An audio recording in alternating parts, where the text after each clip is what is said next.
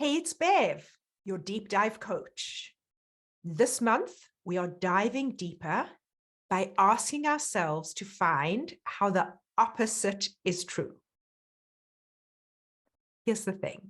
Our brains are so brilliant in so many more ways than we know or recognize. But they tend to be closed in that once they create a belief or a story, our brains just keep repeating it. We keep looking for evidence. We keep finding evidence.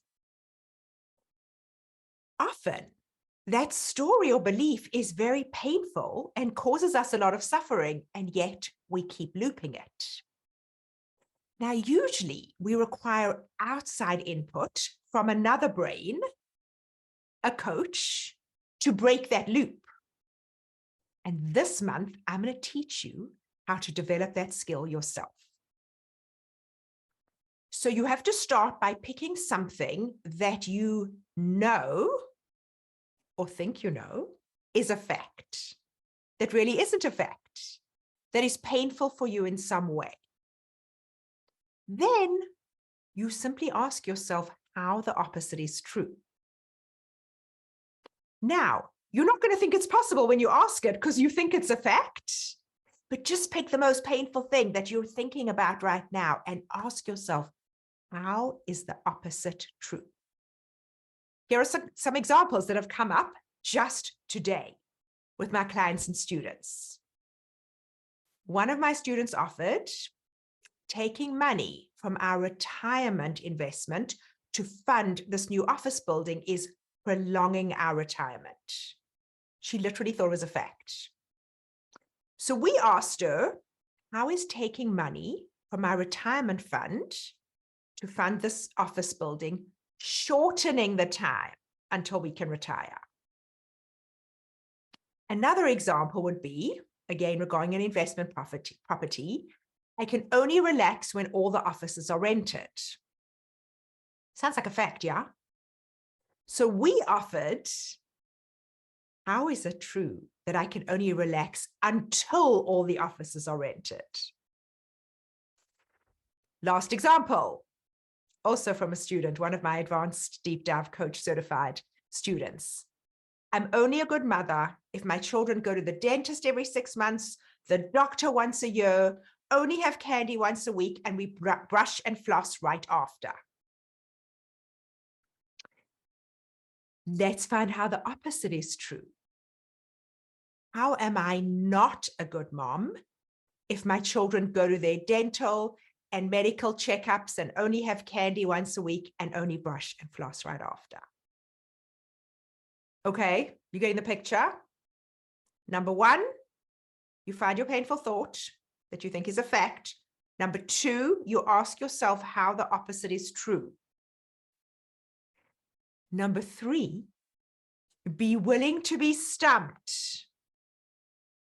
Number four, be willing to sit there in silence, no answers.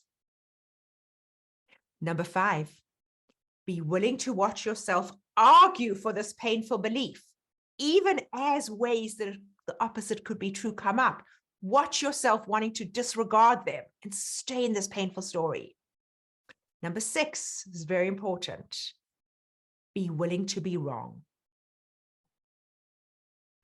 And then just let all the answers come to you. So I'll give you some examples of what came up with my students.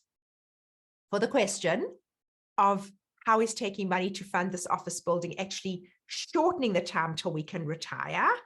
Number one, we're creating an investment asset that even if we have a mortgage, we still have some equity in it that has just increased our net worth. Number two, it's going to motivate us to go all in on our alternative businesses to make the money, to then invest in our retirement. All right, the example of how can I only relax until the offices are rented.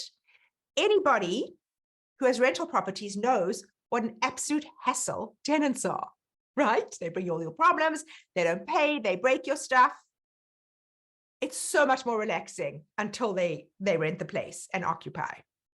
Now, I'm not stupid. I understand that there are money stresses when it's empty, but we're just playing with how is the opposite also true? Because when we found that, we've just expanded our brains, and then we get to understand, oh, I can choose how I want to see this. And if I'm choosing the more painful version, I can ask why.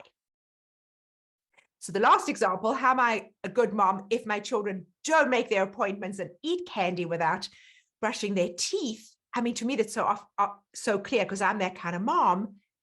Those moms who are like, do all the things, they're like usually very stressed and very strict.